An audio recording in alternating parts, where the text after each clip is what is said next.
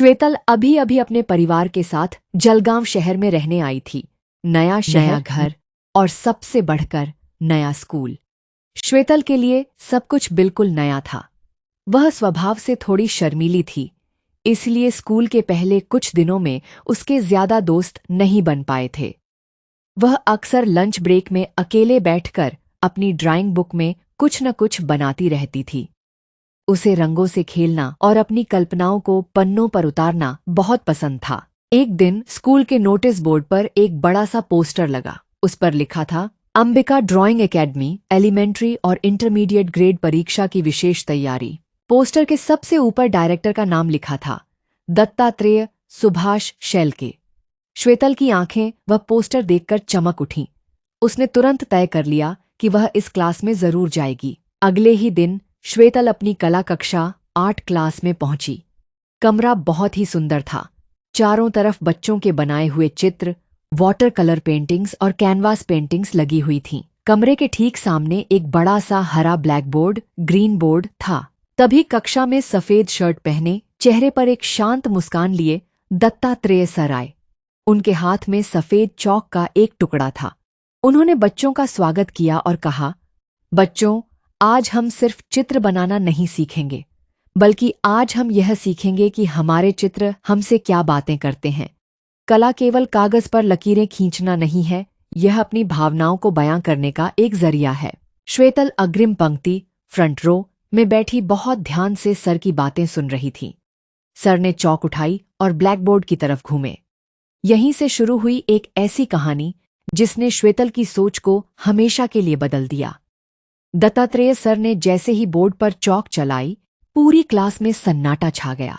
श्वेतल अपनी पलकें झपकाए बिना सर के हाथों की कलाकारी को देख रही थी। सर ने सबसे पहले बोर्ड पर एक गोल चेहरा बनाया, फिर 2 बड़े बड़े सूप जैसे कान, एक लंबी सी सूंड और 2 छोटी छोटी चमकदार आंखें। देखते ही देखते कुछ ही सेकंडों में बोर्ड पर एक बहुत ही सुंदर और विशाल हाथी का चित्र उभर आया। सर ने मुस्कुराते हुए बच्चों से कहा, बच्चों, इसका नाम है जंबो। जंबो इस जंगल का सबसे बड़ा और सबसे ताकतवर हाथी है। श्वेतल ने अपनी कल्पना की दुनिया में देखा कि जंबो सचमुच उसके सामने खड़ा है, लेकिन जंबो के चेहरे पर एक अजीब सा घमंड था। सर ने जंबो के पैर बनाए जो बहुत मजबूत थे और उसकी पीठ पर कुछ रेखाएं खींची। जंबो को अपनी ताकत पर बहुत नाज था। वह जंगल के छोटे जानवरों को कुछ नहीं समझता था। तभी सर ने जंबो की सूंड के आगे चौक से पानी की कुछ बूंदें और नीचे एक छोटा सा तालाब, पडल, बना दिया। जंबो अपनी सूंड में पानी भरकर फुहारें छोड़ रहा था। श्वेतल को लगा जैसे वह सचमुच पानी के छपाके की आवाज सुन सकती है। जंबो अपनी मस्ती में चूर था। उसने अपनी सूंड से पानी उड़ाते हुए कहा, इस जंगल में मेरे जैसा कोई नहीं। मैं जहां चाहूं पानी फेंक सकता हूं, जिसे चाहूं डरा सकता हूं। सर ने जंबो के पीछे छोटे छोटे घास के तिनके और झाड़ियां बनाईं। जंबो अपनी ताकत के नशे में झाड़ियों को कुचलता हुआ आगे बढ़ रहा था।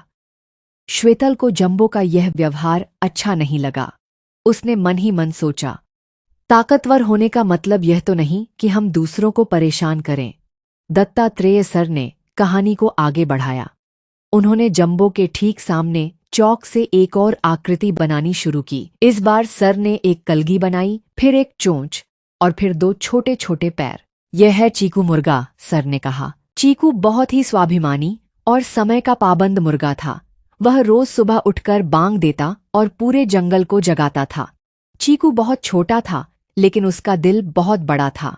वीडियो में जैसे सर ने दिखाया, जंबो अपनी सूंड से पानी की तेज बौछार सीधे चीकू मुर्गे के ऊपर छोड़ देता है। चीकू बेचारा छोटा सा था। वह पानी के इस तेज वेग को संभाल नहीं पाया और पूरी तरह भीग गया। श्वेतल को चीकू पर बहुत दया आई।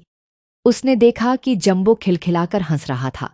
जंबो ने चीकू से कहा, तुम इतने छोटे हो चीकू, जरा देखो अपने आप को। मेरी एक फुहार से तुम गीले हो गए। तुम उड़ भी नहीं सकते और तुम्हारी आवाज भी कितनी अजीब है। तुम इस जंगल में किसी काम के नहीं हो। चीकू ने अपने पंखों को फड़फड़ाकर पानी झाड़ा। उसने गुस्सा नहीं किया, बल्कि बहुत ही शांति से जंबो की तरफ देखा और कहा, जंबो भाई, भगवान ने हर किसी को अलग बनाया है। तुम्हारी ताकत तुम्हारी सूंड में है, तो मेरी ताकत मेरी सूंड में नहीं, बल्कि मेरी जिम्मेदारी में है। मैं भले ही छोटा हूं, लेकिन मैं किसी का नुकसान नहीं करता। लेकिन जंबो तो घमंड के नशे में चूर था। उसने चीकू की बात पर बिल्कुल ध्यान नहीं दिया और अपनी सूंड उठाकर फिर से हंसने लगा। श्वेतल कहानी में पूरी तरह खो चुकी थी। उसे लग रहा था कि वह खुद उस जंगल का हिस्सा है। तभी दत्तात्रेय सर ने बोर्ड के ऊपरी हिस्से पर चौक चलाई। उन्होंने एक पेड़ की ऊंची शाखा बनाई और उस पर एक छोटी सी बेहद खूबसूरत चिड़िया बनाई। सर ने कहा, यह है ट्विंकल चिड़िया। यह आसमान की ऊंचाइयों में उड़ सकती है और बहुत सुरीला गाती है।